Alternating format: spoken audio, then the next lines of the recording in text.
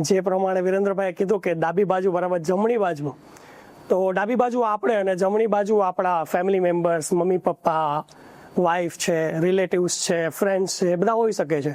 આજે એક્ઝામ્પલ તરીકે ખાલી હું અને મારી વાઈફ રહેશું, બરાબર છે. પણ આ દરેક રિલેશનશિપમાં આ સમીકરણો સેટ થઈ શકે એવું છે.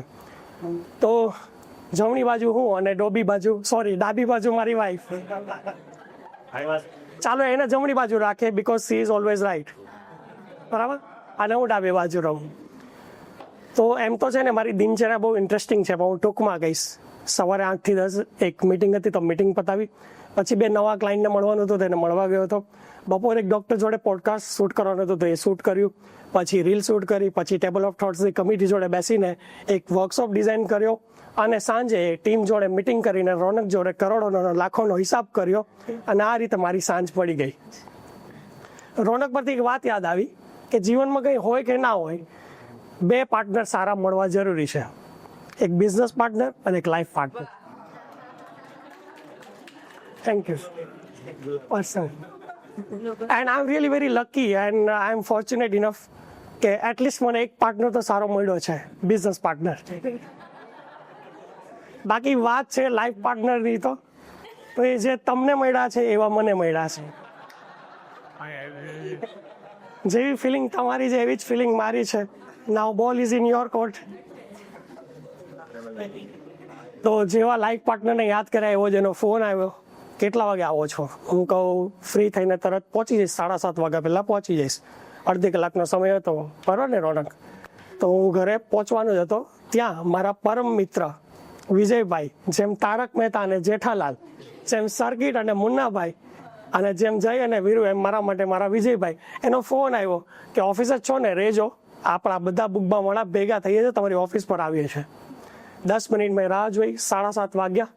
મારી રાહ જોતી હતી મારી વાઈફ, 7:30 વાગી ગયા હતા એટલે ઘરે. હું રાહ જોતો હતો મારા ફ્રેન્ડ્સની ઓફિસ પર, 7:30 વાગી ગયા હતા. તમે સિનારીઓ જોઈ શકો છો, બરાબર છે. હવે આમાં હું ઘરે લેટ પહોંચ્યું, એમાં મારો કઈ વાંક?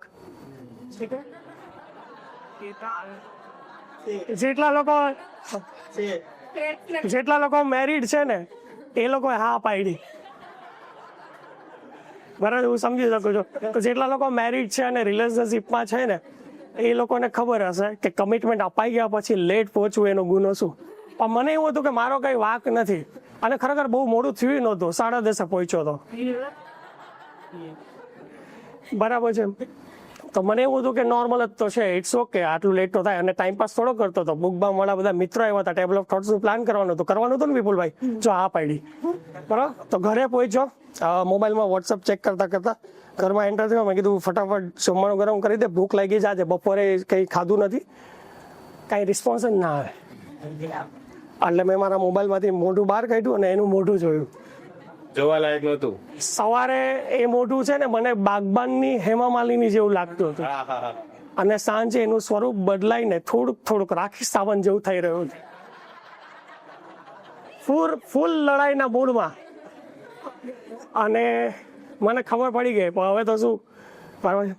પછી કે આ કઈ સમય છે આવવાનો? તમે 7:30 વાગ્યાનું કીધું હતું ને આટલા વાગે આવો છો, તમારું દર વખતનું આવું જ છે, નવાઈના બિઝનેસ કરો છો, આખું ગામ બિઝનેસ કરે છે, બધા ટાઈમે આવી જાય, એવી રીતે નોન સ્ટોપ એકી શ્વાસે બોલતી જ રહી.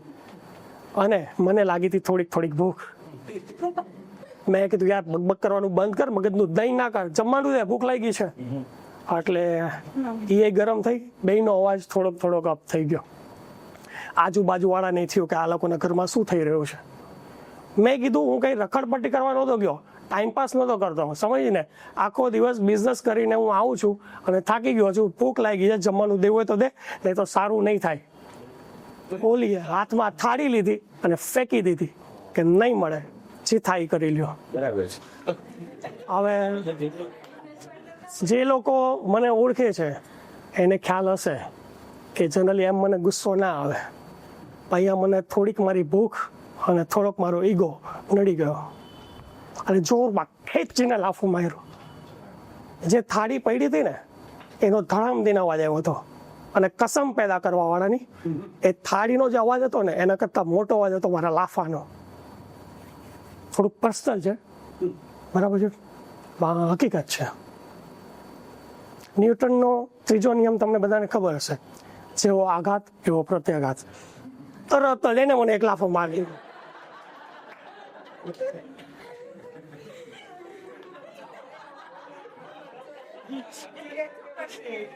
કેવા મિત્રો છે, મને લાફો મળ્યો. હવે તમને બધાને ન્યૂટનનો ત્રીજો નિયમ ખબર હશે ને, જેવો આઘાત એવો પ્રત્યાઘાત. પછી છે ને નિર્જીવ પદાર્થ માટે હતો, સજીવ માટે નહોતો. એને મને 2 લાફા મારી દીધા. કાનમાં ઘંટડી, આંખમાં સામે તારા અને લાઈટ ઝબક ઝબક થવા માંડી. હું આ બધી ઘટના પ્રોસેસ કરું એ પહેલા તો એ રૂમમાં જતી રહી અને લોક કરી દીધો રૂમ. અને હું હજી ડાઉટમાં. તો હવે તમને અગત્યનો નિયમ સમજાવી દઉં, બરાબર છે? ન્યૂટનનો નિયમ થોડીક વાર ભૂલી જાઓ, એ નિર્જીવ પદાર્થ માટે હતો. રિયલ નિયમ છે જે માણસો માટે છે એ છે, તમારો આઘાત જેવો એવો મારો પ્રત્યાઘાત આવો જ રહેશે. બરાબર છે? આ હકીકત છે. બીજું, સવારનો સમય થયો, હું બીજી રૂમમાં સૂઈ ગયો તો રોનકને દર વખતે એક ડાઉટ હતો કે તમે 2 જ જણા રહો છો તો 3 BHK ફ્લેટ કેમ લીધો. એ દિવસે મને જવાબ મળી ગયો તો બીજી રૂમમાં સૂઈ ગયો તો. સવારે વહેલો ઉઠો, ઘડિયાળ તરફ જોયું હતું 7:30 વાગ્યા, પછી એની તરફ જોયું, એના મોઢામાં 12 વાગ્યા હતા. બેગ પેક કરીને બેઠી હતી. હું જાઉં છું, મારા પપ્પા તમને ડિવોર્સ પેપર આપી દેશે. આટલી નાની એવી વાતમાં વાત આટલે સુધી પહોંચી ગઈ. ઘણી વાર આપણા જીવનમાં એ થતું હશે ને કે બહુ મોટી લડાઈ થઈ છે, એની પાછળનું જો કારણ કંઈ જોશું ને તો કાં તો સિલી હશે, બરાબર, કાં તો સાવ નાનું હશે. પછી આપણને એવું થશે આટલી નાની વાતમાં આવડું મોટું સ્વરૂપ લઈ લીધું આપણે. તો આનું એક સમીકરણ તમને કહી દઉં, આઘાત પ્લસ આપણા રિલેશનશીપનો સમયગાળો ગુણ્યા 10 = પ્રત્યાઘાત. બરાબર? આપણને એવું લાગે ને આટલી નાની વાતમાં આટલું મોટું ગુસ્સો કેમ આવ્યો, ગુણ્યા 10 થઈને આવ્યું છે સાહેબ. બરાબર છે? જો અનુભવ કરવો હોય તો ઘરે મમ્મીએ, દીદીએ કે વાઈફે પોતું કર્યું હોય, પગલાં પાડી જજો, બરાબર, તરત જ અનુભવ થઈ જશે. તો ગુણ્યા 10 થઈને આઉટપુટ મળતું હોય છે. આ બધું મારા જોડે બનવાનું હતું પણ ના બન્યું. કેમ? કેમ કે મારા પાસે એક ફોર્મ્યુલા હતી. એ ફોર્મ્યુલા છે 3P. તમે જાણવા માંગો છો? બરાબર. આ એક બ્રહ્માસ્ત્ર છે કોઈ પણ રિલેશનશિપ માટે. આ 3P ફોર્મ્યુલા જો તમે યુઝ કરી લો તો આ આઉટપુટ ના આવે અને કંઈક અલગ આઉટપુટ આવે. તો વાત પાછી જઈએ પાછળ, બરાબર છે? લેટ થઈ ગયું તો રસ્તામાં મને ખબર હતી, અચાનક 3P ટેકનિક યાદ આવી. 3P ટેકનિકમાં એવું છે, પ્રિડિક્શન, પ્રાયોરિટાઇઝેશન એન્ડ પ્રિપેરેશન. આ 3 વસ્તુ છે એ આપણે ધ્યાનમાં રાખવાની છે.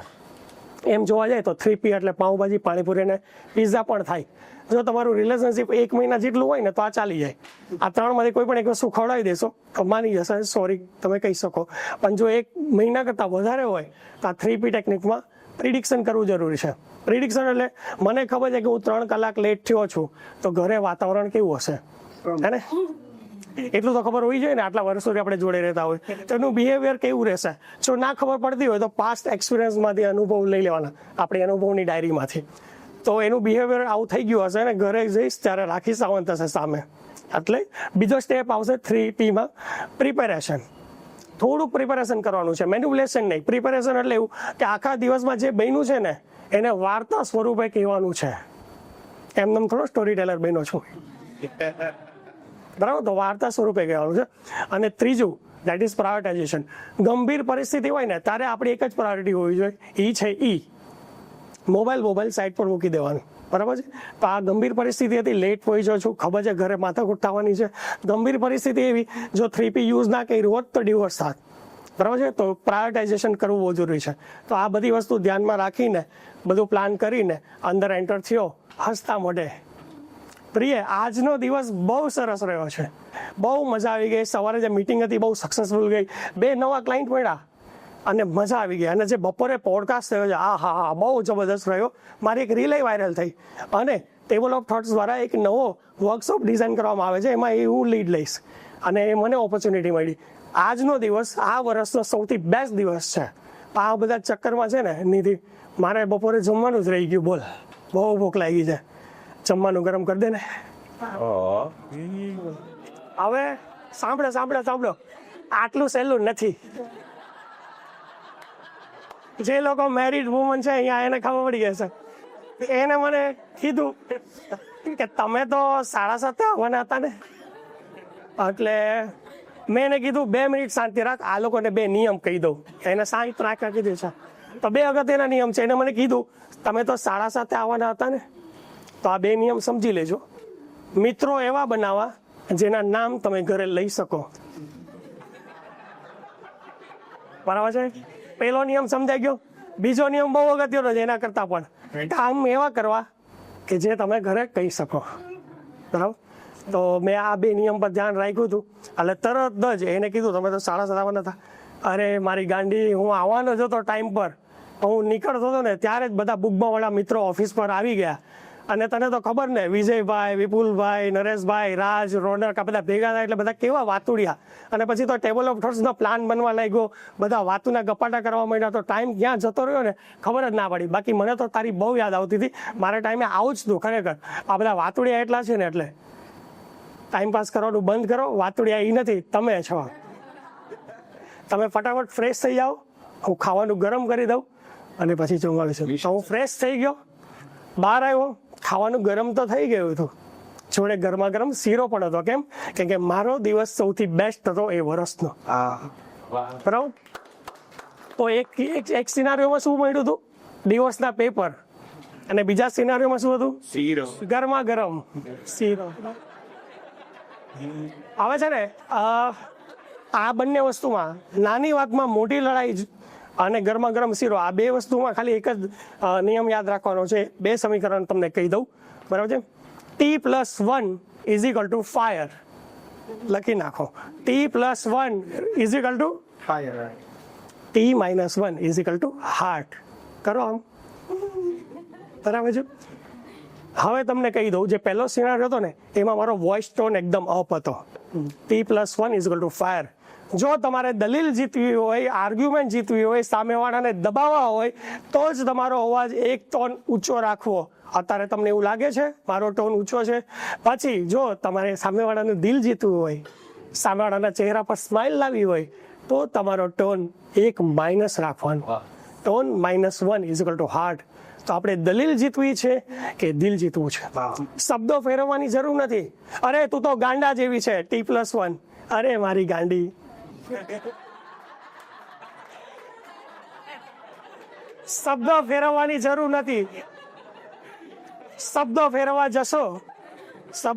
જશો તો પકડાઈ જશો, અને ના પકડાય તો ઉપરવાળો તો યાર જ છે ને, ગાંડા જેવી છે તો છે. એમાં આપણે ખોટું બોલવા જશું તો તકલીફ પડશે. અને જો આ ટ્રાય કરજો આજે સાંજે, બરાબર છે, ટોન -1 કરીને અરે મારી ગાંડી, તો સામે સ્માઇલ જ આવશે. બરાબર? તો આ વસ્તુ ધ્યાનમાં રાખવાની છે. અને નક્કી તમારે કરવાનું છે કે તમારે દલીલ જીતવી છે કે દિલ જીતવું છે. જો દલીલ જીતવું હોય તો T+1, અને જો દિલ જીતવું હોય તો T-1. Thank you so much.